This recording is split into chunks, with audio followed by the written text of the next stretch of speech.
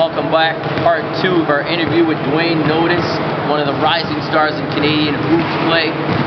I just wanted to ask him, you're watching, of course, www.donkeyverymuch.blogspot.com. I wanted to ask you a little bit about New York.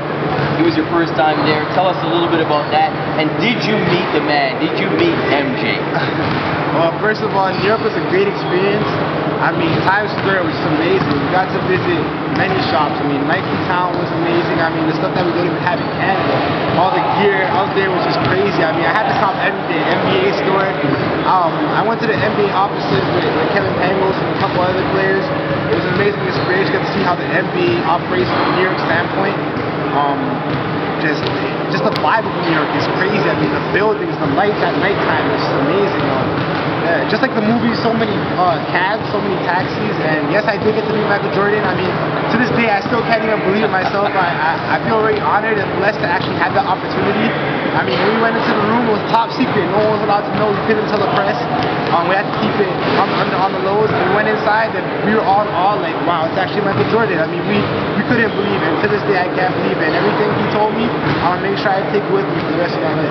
That's an amazing story right there. I've seen MJ play here at the Sky Dome, seen him a couple times, just amazing. I can't even imagine what it's like to actually shake and meet him in person.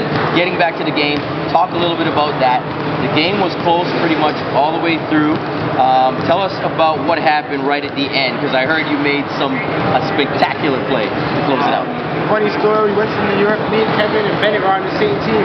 We had practice, they thought, nah, this isn't going to work. They wanted to have a good game in front of everybody, so they split the team so it could be divided evenly, so unfortunately Kevin was on the other team. It was my first time playing against Kevin Pangos, so we had a little fun in the hotel. He was my roommate.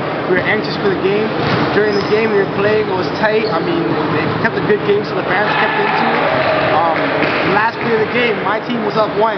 Kevin Pangos was going to get the ball. I knew that for a fact. I knew he was the go-to guy on that squad. I said, Coach, let me guard him. I had him. He came around a couple screens. He got the ball.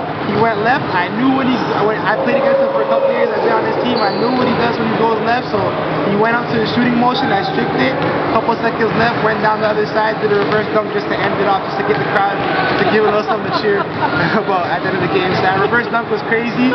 Kevin claims it was a foul. I thought it was all ball. Could you imagine that? Picture this, people. Stealing the ball. You're playing in the McDonald's. No, not the McDonald's. The Jordan game. Forget McDonald's. The Jordan game. You steal off your compatriot from Canada. You go all the way down the court and you reverse slam it for the win? I can't even fathom that. That is just unreal.